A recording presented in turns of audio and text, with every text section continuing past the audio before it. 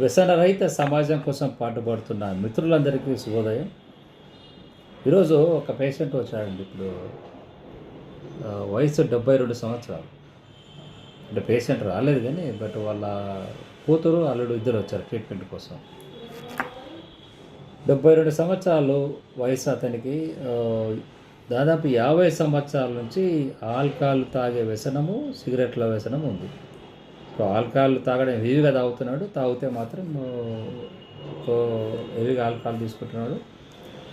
దాదాపు ఇదివరలో కూడా ఎర్రగడ్డ ఒక 25 ఇయర్స్ బ్యాక్ ఎర్రగడ్డ హాస్పిటల్లో కూడా అడ్మిట్ చేశారు. నాకు ఆల్కహాల్ వల్ల విత్డ్రావల్ సిమ్టమ్స్ ఎక్కువైపోయి మెంటల్ కన్ఫ్యూజన్స్ ఇలా ఉంటే అప్పుడు అడ్మిట్ చేశారు. ఆ తర్వాత అలా నడుస్తుంది. ఇది ఓవరాల్గా 50 ఇయర్స్ ఆల్కహాల్ అడిక్షన్. అంటే ఆల్కహాల్ అడిక్షన్ అనేది ఒక జబ్బుగా ఎవరు అనుకోవడం లేదండి. ప్రధానంగా గుర్తించాల్సింది అంటే ఇది మానసిక జబ్బు. దీనికి ఎంత త్వరగా మన ట్రీట్మెంట్ ఇవ్వగలిగితే అంత మంచిది అన్నది స్పృహ ఫ్యామిలీ మెంబర్స్కి రావడం లేదు. అదే ఇక్కడ ప్రధాన సమస్య. 50 సంవత్సరాలు తాగుతున్న పేషెంట్ తీసుకొచ్చి పేషెంట్లు మీరు చెప్పేదంటే హోమియోపతి స్లోగా పనిచేస్తుంది కదా డాక్టర్ గారు అంటే ఇంకా ఎలా మంత్రాలు వేస్తాం చెప్పండి. ట్రీట్మెంట్ డాక్టర్లైనా ఎవరైనా ఒక పద్ధతి ప్రకారం ఒక సిస్టమేటిక్గా ట్రీట్మెంట్ చేస్తాం. మంత్రాలు వేయలేం కదా. అలా ఉంటే ఒక మంత్రం వేసి ఒక 10 లక్షలు 20 లక్షలు కోటే తీసుకోవచ్చు. అలా ఏ డాక్టర్ చేయలేరు. మందు పని చేయాలా. దాని తర్వాత వ్యసనం ఆల్కహాల్ డిపెండ్ అయినాడు ఇతను. ఆల్కహాల్ డిపెండెన్సీలో ఇప్పుడు డిపెండ్ అయిన వాడి పరిస్థితిలో మనం ఆ ప్లేస్లో ఉండి ఆలోచన చేయాలండి. అదే డాక్టర్గా మేము 2 కోణాల నుంచి చూస్తాము. పేషెంట్ సైడ్ నుంచి ఫస్ట్ స్టడీ చేస్తాము. ఫ్యామిలీ మెంబర్స్ ఏం చెప్తున్నారో వింటాము. తాగితేనే రెచ్చిపోయి కొంతమంది ఏదో హంగామా చేస్తుంటారు.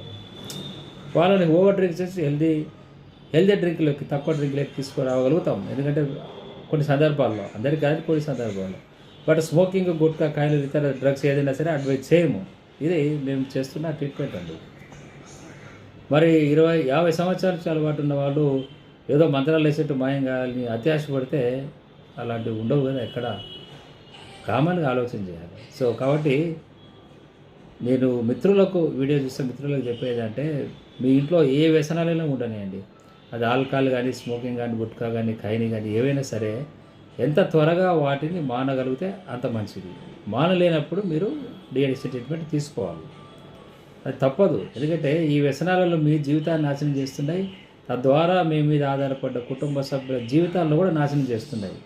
అవసరమా చెప్పండి. మీరు ఇంత మంచిగా ఇంత కష్టపడి ఎంతో మంచి స్టేజ్కి ఉన్నతమైన